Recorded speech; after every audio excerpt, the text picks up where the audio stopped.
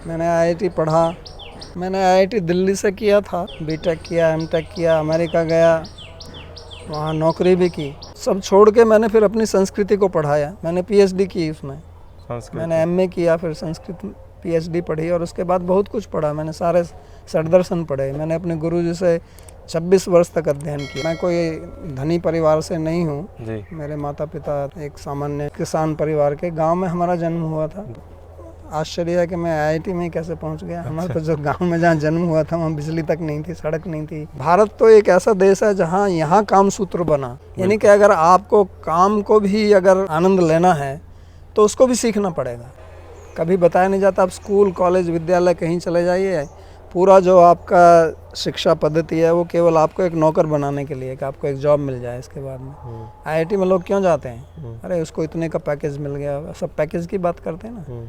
अरे पैकेज तो मिल गया, लेकिन अंत में पैसा लेके तो घर ही आओगे तुम। मेहनत इतनी करते हैं, आईआईटी जाते हैं, पढ़ते हैं, पैसा कमाते हैं, 40 साल तक जो है आप बड़े कॉरपोरेट वर्ल्ड में आप स्थापित कर लिया अपने आप को। लेकिन अब आपको डायबिटीज़ है, आपको ब्लड प्रेशर है, आपको ये है, आप ये नहीं खा सकते, वो नहीं खा सकते, तो क्या किया आपने? दुखी हैं।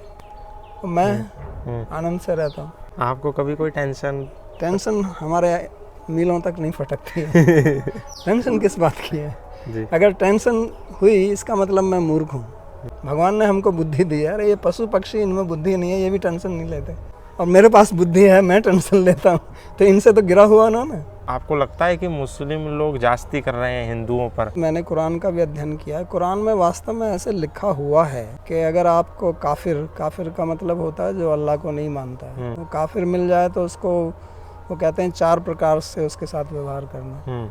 एक तो उसको जो आप मुसलमान बना दो, वो मुसलमान नहीं बनता है तो उसको अपना स्लेव बना दो, दास। अगर वो नहीं करता है उसको मार दो, तीसरा। अगर ये तीनों नहीं कर सकते हैं तो आप चुप बैठ के मौका ढूंढते रहिए, जब मौका मिले तब फिर कीजिए 3। तो ये कुरान में ऐसे लिखा हुआ है। हिंदू मुस्लिम भाई जो है ये हिंदू ही कहता है, मुसलमान कभी नहीं कहता। आपने कभी सुना है मुसलमान को कहते हुए हिंदू भाई? ये सब हिंदू लोग कहते हैं। नमस्कार दोस्तों, मेरा नाम है गौतम और इस वक्त मैं मौजूद हूँ वृंदावन में। मैं लगातार आपको विभिन्न प्रकार के साधु, संत, महात्मा, तपस्वी, साधकों के साथ संवाद श्रृंखलाएं दिखाता हूँ। आज उसी श्रृंखला के बीच हमारे साथ सत्यनारायण बाबा जी हैं, जो आईआईटी से बीटेक हैं, एमटेक हैं और उसके अतिरिक्त संस्कृत में पीएचडी हैं, लॉ भी किया हुआ है, और क्या क्या किया हुआ है वो बाबा जी से जानेंगे। लेकिन ये जो संवाद श्रृंखला है ये विशेष तौर पर उन लोगों के लिए है जिनकी धारणा, जिनकी अवधारणा, जिनकी मन की सोच ऐसी होती है कि साधु, सन्यासी, बाबा लोग अनपढ़ होते हैं या कम पढ़े लिखे होते हैं, या फिर उनको मॉडर्न स्टडी का कोई ज्ञान नहीं होता। उन लोगों के लिए विशेष तौर पर ये इंटरव्यू सेशन होने वाला है। तो बाबा जी बहुत बहुत स्वागत है आपका। नमस्कार। बाबा जी, मैं जब आपके बारे में पढ़ रहा था विकिपीडिया पे तो मुझे पता चला कि आप आईआईटी से बीटेक, एमटेक, शायद मैकेनिकल इंजीनियरिंग में हैं। तो मेरे को देख करके थोड़ा खुद भी आश्चर्य हुआ कि एक आईआईटी से पढ़ा हुआ व्यक्ति एक बाबा जी है, साधु है। ये मतलब थोड़ा हजम सा नहीं हुआ। तो इसमें क्या हजम नहीं हुआ आपको? मतलब आईआईटी से पढ़ा हुआ व्यक्ति बाबा जी है और फिर वो वैदिक ग्रंथों को पढ़ा रहे हैं। देखो, आईआईटी से पढ़ा हो या ना पढ़ा हो जी, हमारा जो भारतवर्ष है जी, ये ज्ञान प्रधान देश है। जैसे हमारा ये शरीर है, तो शरीर में एक मस्तिष्क है और मस्तिष्क से ही शरीर चलता है जी। किसी का मस्तिष्क अगर ख़राब हो जाए तो उसका जीवन व्यर्थ है जी। तो उसी प्रकार ये जो पूरा भूमंडल है उसमें भारत मस्तिष्क है जी। और मैं इसलिए नहीं कह रहा हूँ कि मैं भारतीय हूँ जी। मैं इसलिए कह रहा हूँ कि मैंने ये अनुभव किया है जी।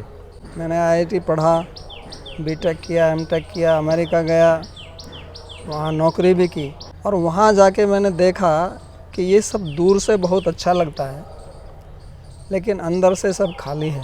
पूरी विदेशी, इसको संस्कृति तो कहना एक गलत ही शब्द है। संस्कृति क्या है? संस्कृति शब्द का ये अर्थ कुछ और होता है। वहाँ की जो जीवन शैली मैं कहूँगा, संस्कृति शब्द में प्रयोग ही नहीं करूँगा उसके लिए। वहाँ की जो जीवन शैली है, जीवन का जो उद्देश्य है, उसमें अंदर से खोखलापन है। क्या मतलब है अंदर से खोखलापन है? कि वहाँ के लोगों के पास में बाहर से देखने में हर सुविधा है, अच्छे मकान हैं, पहनने के लिए है, खाने के लिए, उनका शरीर भी सुंदर देखने में लगते हैं, लेकिन मन में लोगों के शांति नहीं है। अंदर से लोग दुखी हैं, आपस में कोई प्रीति प्रेम संबंध बहुत कम देखने को मिलता है, बहुत एक स्वार्थ की भावना रहती है उनमें, और अर्थ और काम प्रधान। तो उससे आदमी को शांति नहीं मिल सकती है। तो जब मैंने ये देखा और मैंने अपने भारत के बारे में सोचा, और ये मैं आज की बात नहीं कर रहा हूँ, बहुत पुरानी बात है, 1980 की बात है। मैं 1978 में गया था अमेरिका। तो फिर मैंने सोचा कि हमारी भारतीय संस्कृति बहुत, इसकी नींवें बहुत गहरी हैं और यही संसार की समस्याओं का समाधान दे सकती है जी। लेकिन हमारे यहाँ के जो नेता हैं वो इस बात पर ध्यान नहीं देते हैं, और वो पूरा पाश्चात्य देश की जो जीवन शैली है उसी की नकल करने में लगे हुए हैं। हमारा भारत का युवा जो है वो एक प्रकार से मैं कहूँगा दिग्भ्रांत है, कंफ्यूज्ड।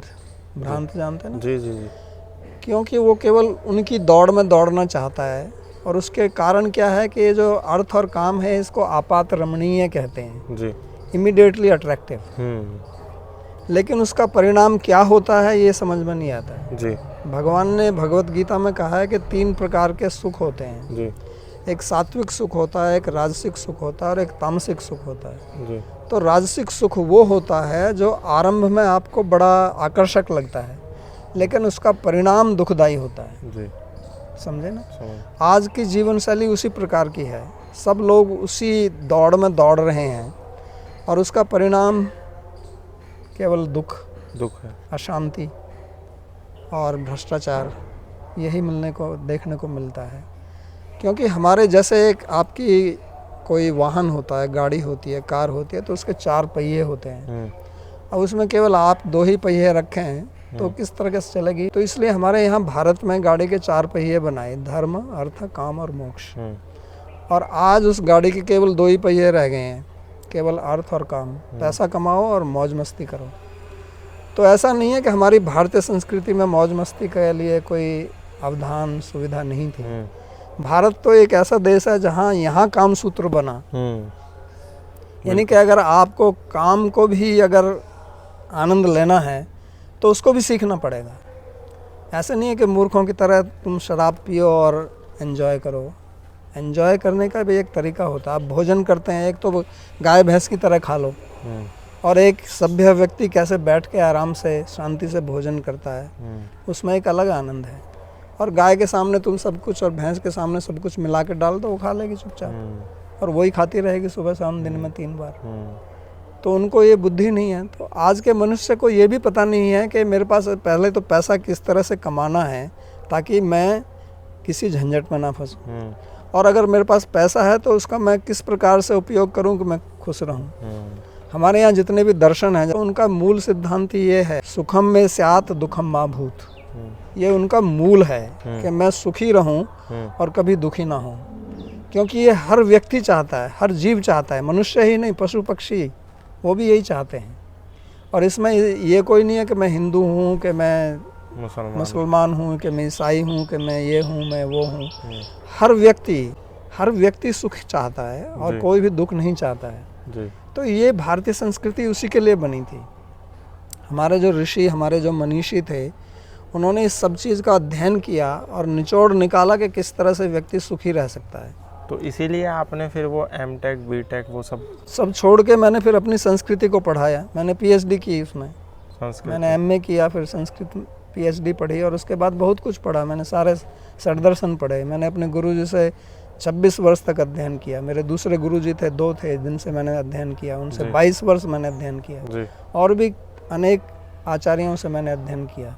तो गुरुजी बता रहे हैं कि आप पैसा कमा रहे हैं, पैसा कमाना बुरा नहीं है। और वेद में भी एक वाक्य आया है, वयम श्याम पतयो रहीणाम, हम सब धन ऐश्वर्यों के स्वामी हों। ऐसा नहीं है कि आप दरिद्र भिखारियों की तरह जीवन जिएं, ये भी वेद नहीं कहता, ये भी संस्कृति नहीं कहती। पैसा हो, सब कुछ हो, लेकिन उसमें अनासक्त भाव आप रखें और उसका आनंद भरपूर लें।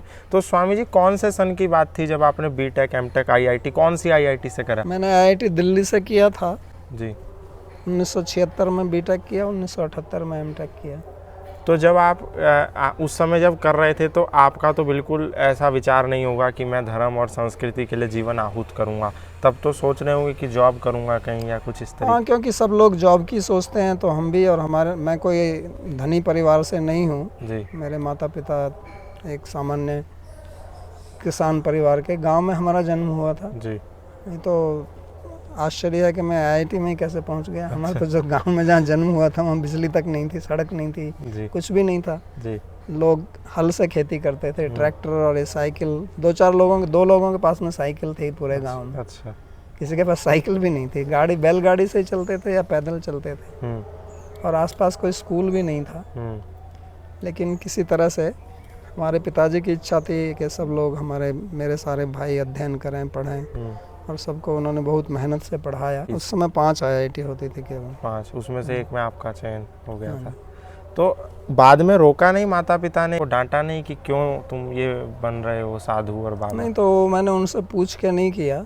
अच्छा। उनके पूछ के करता तो शायद वो मना करते। हाँ। तो मैं तो बगैर पूछे साधु बन गया। उसके बाद में उनसे मिला तो उनको थोड़ा कष्ट हुआ, लेकिन जब मैंने उनको समझाया तो उनकी सबकी समझ में आ गई ये बात। यहाँ तक कि मेरे जो भाई हैं वो भी इसी रास्ते पर चले। वो भी सब बाबा? डॉक्टर नहीं, बाबा नहीं है, लेकिन समाज के लिए काम कर रहे हैं। हमारे डॉक्टर प्रताप चौहान है, उन्होंने आयुर्वेद पढ़ा, वो भी इंजीनियरिंग में थे, छोड़ के आयुर्वेद का अध्ययन किया। जी। मेरे बड़े भाई भी अमेरिका में चले गए थे, उनको वो वापस आए तो अभी एक हम जीवा पब्लिक स्कूल चलाते हैं फरीदाबाद में। उसमें हम लोगों में अपने बच्चों में इसी प्रकार के संस्कार देते हैं, क्योंकि जो भारतीय पद्धति है, जो सिलेबस है, कार्यक्रम है, वो तो सेम पढ़ाना पड़ेगा हमको भी। लेकिन उसके साथ में हम बच्चों को सिखाते हैं ये सब कि जीवन का क्या उद्देश्य है और जीवन में किस तरह से हमको जीना चाहिए। क्योंकि जैसे आप गाड़ी में बैठे हैं तो पहले तो आपकी गाड़ी ठीक होनी चाहिए, फिर आपका गंतव्य कहाँ है ये आपको पता होना चाहिए, कहाँ जाना है आपको जी।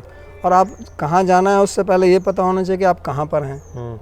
जैसे आजकल जीपीएस है, तो जीपीएस पहले आपको बता देता है कि आप यहाँ पर हैं, फिर आप उसमें फीड करेंगे कि मेरे को यहाँ जाना है, तब वो आपको बताएगा कि इस रास्ते से जाइए।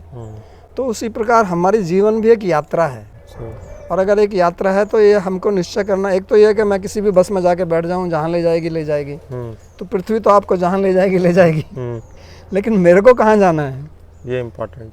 तो उसके लिए मेरे को 2 चीज़ समझनी पड़ेंगी। एक तो मैं कहाँ पर हूँ इस समय, और एक मेरे को कहाँ जाना है।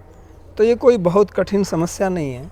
कहाँ जाना है सबको पता है। मैं खुश रहना चाहता हूँ, मेरे को खुशी चाहिए, मेरे को आनंद चाहिए, मेरे को दुख नहीं चाहिए। तो ये तो मेरा गंतव्य स्थान है जी। इस समय मेरी क्या स्थिति है वो मेरे को अध्ययन करना पड़ेगा, मैं कौन हूँ ये मेरे को जानना पड़ेगा। लेकिन ये शिक्षा कहीं दी नहीं जाती है, कभी बताया नहीं जाता। आप स्कूल, कॉलेज, विद्यालय कहीं चले जाइए, पूरा जो आपका शिक्षा पद्धति है वो केवल आपको एक नौकर बनाने के लिए, कि आपको एक जॉब मिल जाए। इसके बाद में आईआईटी में लोग क्यों जाते हैं? अरे उसको इतने का पैकेज मिल गया, सब पैकेज की बात करते हैं ना। अरे पैकेज तो मिल गया, लेकिन अंत में पैसा लेके तो घर ही आओगे तुम, ऑफिस तो नहीं रहोगे 24 घंटे। घर आओगे तो आपके बच्चे होंगे, पत्नी होंगी, माँ बाप, भाई बहन, जो भी आपका परिवार होगा, उनके साथ रहोगे। अब ये कौन सी शिक्षा है? किस विद्यालय में सिखाया जाता है कि आपको परिवार में कैसे रहना है? कहीं नहीं सिखाते। समाज में कैसे रहना है? कहीं नहीं सिखाते। राष्ट्र क्या होता है? कहीं नहीं सिखाते। तो केवल मैं चला गया, सरकार इतना पैसा खर्च करती है इंजीनियरिंग कॉलेजेस पर, उनकी ग्रांट से तो चलते हैं ना जी। तो आप उस सरकार के लिए क्या करते हैं? उसके बाद में पैकेज करके आप अमेरिका चले गए, आप अपने देश के लिए क्या किया आपने? क्यों? ये उनकी गलती नहीं है। मैं ये नहीं कहता कि ये विद्यार्थियों की गलती है, उनको ये समझाया ही नहीं जाता है। ये हमारी जो विद्या है, हमारी जो विद्या पद्धति है, हमारी जो शिक्षा पद्धति है, उसमें एक ये कमी है, ये लकूना है, इसको ठीक करना चाहिए। और ये ज्ञान हमारे भारत में ही है और कहीं उपलब्ध नहीं है। इसलिए मैंने कहा ना कि भारत एक मस्तिष्क है। तो अगर ये मस्तिष्क नीचे चला गया तो पूरा पृथ्वी नीचे जाएगी जी। भारत में ऐसा नहीं है कि भारत में समृद्धि नहीं थी जी। ये ब्रिटिश के लोग, फ्रांस के लोग, पोर्तुगीज लोग, मुगल, ये सब क्यों आए यहाँ पर? क्योंकि भारत सोने की चिड़िया था जी। हमको ये पढ़ाया नहीं जाता, हमको यही पढ़ाया जाता कि इन्होंने आके ये लूटा। अरे लूटा तो यहाँ कुछ था तभी तो लूटने के लिए आए वो जी। इतना कष्ट उठा के इतनी दूर से क्यों आए यहाँ? यहाँ गर्मी पड़ती है, बिजली नहीं है, क्यों आए यहाँ पर? बिजली आती है तो 2 घंटे के लिए चली जाती है। किस लिए आए यहाँ पे? क्यों यहाँ पर कुछ था जी। तो वो भारतीय संस्कृति ऐसा नहीं है कि भारतीय संस्कृति गरीबों की थी जी। यहाँ आप देखिए, चाणक्य ने अर्थशास्त्र भी लिखा तो उसने ये भी कहा है कि पैसा कमाइए, लेकिन पैसा ऐसे मत कमाइए कि आप उसका उपभोग ना कर सकें, और ऐसा मत कमाइए कि वो धर्म के विरुद्ध जाए जी। ये उसने अपने चाणक्य ने अपने अर्थशास्त्र में पहले ही लिखा है जी। कामसूत्र पढ़िए, वात्स्यायन जी ने वहाँ भी लिखा है यही बात कि आप काम का उपभोग करो, लेकिन ऐसा उपभोग मत करो कि आप गरीबी हो जाओ जैसा कि लोग करते हैं आजकल, या आपका स्वास्थ्य खराब हो जाए, या आप अधर्मिक हो जाओ। क्योंकि वो यही कहना चाह रहे हैं कि जब आपकी गाड़ी है तो उसमें सारे पहिए काम करने चाहिए। तो लोग पैसा आ जाता फिर वो किसी को समझते नहीं है, लेकिन फिर क्या होता, आप मेहनत इतनी करते हैं, IIT जाते हैं, पढ़ते हैं, पैसा कमाते हैं, 40 साल तक जो है आप बड़े कॉरपोरेट वर्ल्ड में आप स्थापित कर लिया अपने आप को, लेकिन अब आपको डायबिटीज़ है, आपको ब्लड प्रेशर है, आपको ये है, आप ये नहीं खा सकते, वो नहीं खा सकते, तो क्या किया आपने? अरे स्वस्थ रहिए। आयुर्वेद कहता है कि आपका स्वास्थ्य जो है वही जीवन है। धर्म अर्थ काम मोक्षानाम आरोग्यम मूलम उत्तमम तद्भावे ही भावानाम। आपका अगर स्वास्थ्य ही नहीं है तो आप ना पैसा कमा सकते हैं, ना एंजॉय कर सकते हैं। धर्म की दूर बात और मोक्ष की तो दूर की बात रही, उसको तो वैसे कोई सोचता ही नहीं है जी। तो इसलिए हमको अपने जीवन की हर एक पहलू को देखकर चलना पड़ेगा, और ये ज्ञान केवल हमारी भारतीय संस्कृति, हमारे भारत के शास्त्र यही सिखाते हैं। तो मैं अपनी युवा पीढ़ी से यही एक निवेदन करूँगा, अपील करूँगा कि आप जो पढ़ रहे हैं पढ़िए, पैसा कमाना चाहते हैं कमाइए, मैं मना नहीं करता, खूब कमाइए, पैसा भरपूर पैसा कमाइए। आप एंजॉय करना चाहते हैं कीजिए, खूब आनंद उठाइए। जीवन आनंद उठाने के लिए है, कष्ट उठाने के लिए नहीं है। लेकिन आप उसमें जो कार्य कर रहे हैं उसका क्या नतीजा, उसका परिणाम, उसका फल, उसका रिजल्ट क्या होगा, ये सोच कर कीजिए। आप शराब पीते हैं, कहते हैं मैं एंजॉय कर रहा हूँ, आपका लिवर ख़राब हो जाएगा उसके बाद में, तो आप अपना पैसा भी फूंक रहे हैं, अपना स्वास्थ्य भी खराब कर रहे हैं। लोग बीड़ी सिगरेट पीते हैं तो पैसा ही तो फूंक रहे हैं ना आप, और अपना स्वास्थ्य खराब कर रहे हैं, और आप अपने वातावरण को भी आप दूषित कर रहे हैं। तो इसलिए एंजॉय करने के अनेक तरीके हैं। तो इस तरह से आप आनंद उठाइए अपने जीवन में कि आप भी सुखी रहें, आपका परिवार भी सुखी रहे, समाज भी सुखी रहे, और राष्ट्र का भी सुख रहे। स्वामी जी, आजकल अगर भारत की परिस्थिति को देखें तो जगह जगह हिंदुओं की हत्या की जा रही है, जो हिंदू सनातन धर्म से जो लोग बिलोंग करते हैं। अभी पिछले दिनों कन्हैया लाल को उदयपुर में मार दिया, कमलेश तिवारी को उत्तर प्रदेश में मारा, अभी साउथ में भी कुछ हिंदुओं को मारा। तो आप इसको किस तरीके से देखते हैं? ये जो मुस्लिम, आपको लगता है कि मुस्लिम लोग जास्ती कर रहे हैं हिंदुओं पर? मैंने कुरान का भी अध्ययन किया है। कुरान में वास्तव में ऐसे लिखा हुआ है जी कि अगर आपको काफिर का मतलब होता है जो अल्लाह को नहीं मानता, उसको काफिर उनकी संज्ञा देते हैं। वो काफिर मिल जाए तो उसको वो कहते हैं 4 प्रकार से उसके साथ व्यवहार करना। एक तो उसको जो आप मुसलमान बना दो, वो मुसलमान नहीं बनता है तो उसको अपना स्लेव बना दो, दास। अगर वो नहीं करता है उसको मार दो, तीसरा। अगर ये तीनों नहीं कर सकते हैं तो कह रहे हैं फिर शांति से बैठिए और मौका ढूंढते रहिए, जब मौका मिले तब फिर कीजिए 3। तो ये कुरान में ऐसे लिखा हुआ है, तो इसी को दिखाया जाता है उनको। तो आपको लगता है कि यदि कुरान में ऐसी शिक्षा है तो ये जो भाईचारा हिंदू मुस्लिम भाई ये हो सकता है? ये संभव नहीं है जब तक वो लोग ना सोचें। ये हिंदू मुस्लिम भाई जो है ये हिंदू ही कहता है, मुसलमान कभी नहीं कहता। आपने कभी सुना है मुसलमान को कहते हुए हिंदू भाई जी? ये सब हिंदू लोग कहते हैं जी। और ये मैं सोचता हूँ कि हिंदुओं को मूर्ख बनाने का एक तरीका भी है जी, ताकि वो चुप रहें कि हाँ यार शांति से रहना चाहिए, क्योंकि हमारा धर्म शांति की बात करता है जी। आपने हर जगह सुना होगा ओम शांति शांति शांति। और हमारा धर्म जो है वो कभी धर्म परिवर्तन के बारे में कुछ कहता नहीं है। जो जिसका जैसा स्वभाव है उसको करे। पहले यहाँ लोग आए हज़ारों साल से जी तो इस सोसाइटी में रहे, जी लेकिन उस सोसाइटी के विरुद्ध में उन्होंने काम नहीं किया तो कोई परेशानी नहीं हुई।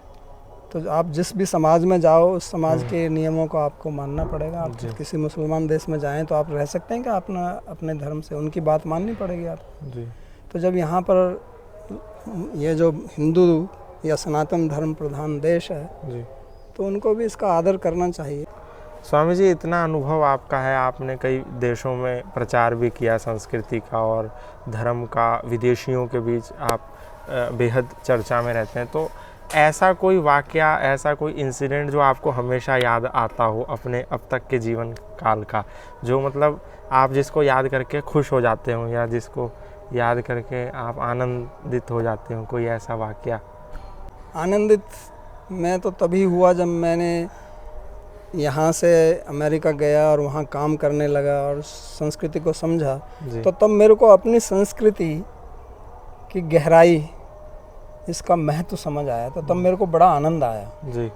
तब मैंने सोचा कि यार हम तो एक ऐसी संस्कृति को बिलोंग करते हैं, एक ऐसी संस्कृति में पैदा हुए हैं कि जिसका कोई मुकाबला नहीं है जी। तो मेरे को उस संस्कृति के लिए अपना कुछ काम करना चाहिए। इंजीनियर तो लाखों इंजीनियर हैं भारत में, वो कर रहे हैं, तो उससे क्या है। तो इसलिए मैंने वो छोड़ दिया। मेरे को बड़ी प्रसन्नता हुई इस बात को।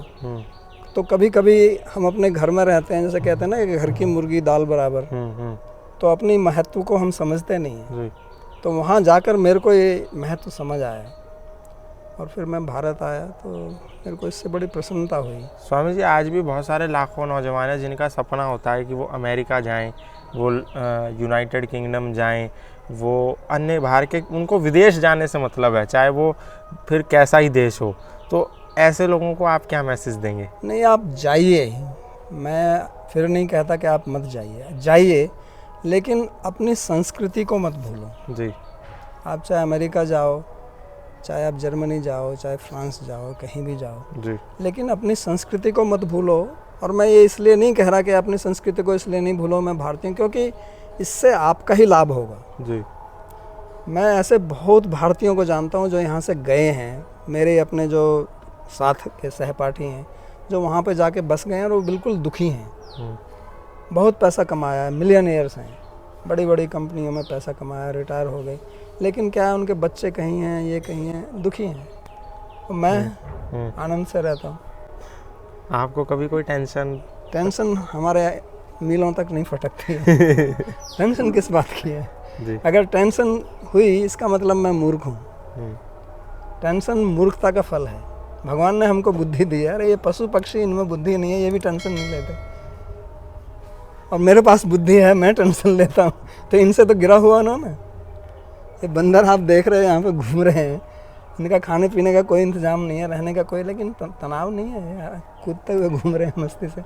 तो मनुष्य को प्रसन्न रहना चाहिए। अगर वो प्रसन्न नहीं है तो ये केवल उसकी अज्ञानता का एक कारण है, क्योंकि उसके अंदर बुद्धि है जो इनके अंदर नहीं है। तो बुद्धि दोनों तरफ से काम करती है, दुधारू तलवार है ये।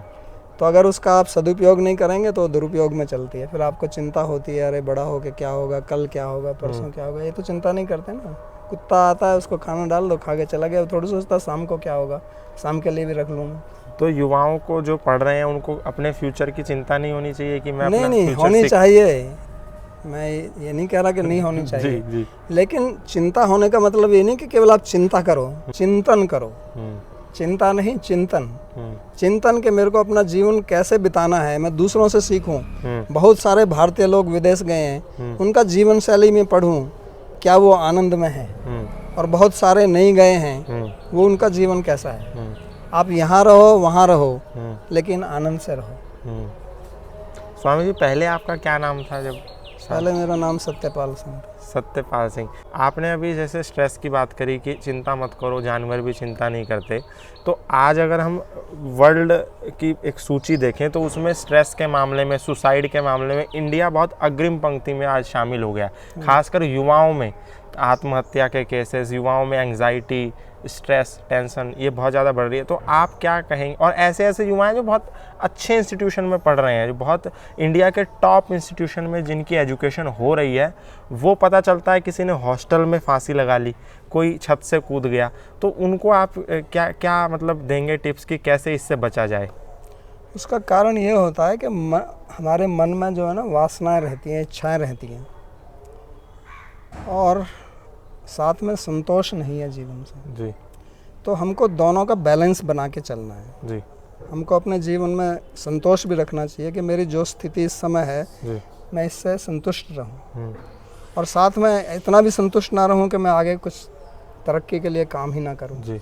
तो मेरे को अपना आगे की योजना भी बनानी है, लेकिन जिस स्थिति में हूँ उसमें मेरे को प्रसन्न रहना चाहिए। जी। अगर मैं ऐसा नहीं करूँगा तो तनाव आएगा, चिंता होगी। तो लोग अपना कुछ गोल बना लेते हैं बहुत ऊंचा, और जब उसकी प्राप्ति नहीं होती है या वो सोचते हैं कि इसको मैं प्राप्त नहीं कर सकता हूँ, तो फिर वो निराश हो जाते हैं, फ्रस्ट्रेट हो जाते हैं, आत्महत्या करते हैं, इस तरह के करते हैं। तो ये ठीक नहीं है ऐसा करना। भगवान भगवत गीता में कहते हैं सुखे दुखे समय कृत्वा लाभा लाभो जया जयो, कि आप सुख में, दुख में, लाभ में, हानि में, जीत में, पराजय में आप सम रहें, उसी को योग कहते हैं। समत्वम योग उच्यते, सिद्ध्यो सिद्ध्यो समो भूत्वा समत्वम योग। योग का मतलब खाली बैठ के आसन प्राणायाम करना नहीं है। योग का मतलब आपको अपने मन को एक समता की स्थिति में रखना है, बह नहीं जाना है। बाहर का वातावरण बदलता रहता है, कभी गर्मी, अभी गर्मी पड़ रही है, कभी ठंड आएगी, तो मेरे को दोनों स्थिति में अपने मन को साध के रखना है। जैसे आप गाड़ी चलाते हैं तो गाड़ी कभी बाएं जाएगी, कभी दाएं जाएगी, तो अपने स्टीयरिंग को पकड़ के रखते हैं ना, तो ताकि अपने उद्देश्य पर चलते रहें। तो ऐसे ही आपको अपने मन को नियंत्रण में रखना है, और मन ही जो है वही समस्या का कारण है। मन एवं मनुष्य नाम कारणम बंध मोक्षयो। ये आपका शत्रु भी है, मित्र भी है। आत्मा ही आत्मनो बंधु, आत्मा विप्रो आत्मनो। भगवान गीता में कहते हैं कि ये मित्र भी है, शत्रु भी है। अगर मन आपके ऊपर हावी हो गया तो ये आपका शत्रु है, आपका विनाश करके छोड़ेगा, शांति से नहीं बैठने का। और मन अगर आपके नियंत्रण में है तो ये आपका बहुत अच्छा मित्र है, आपको हमेशा प्रसन्नता देगा।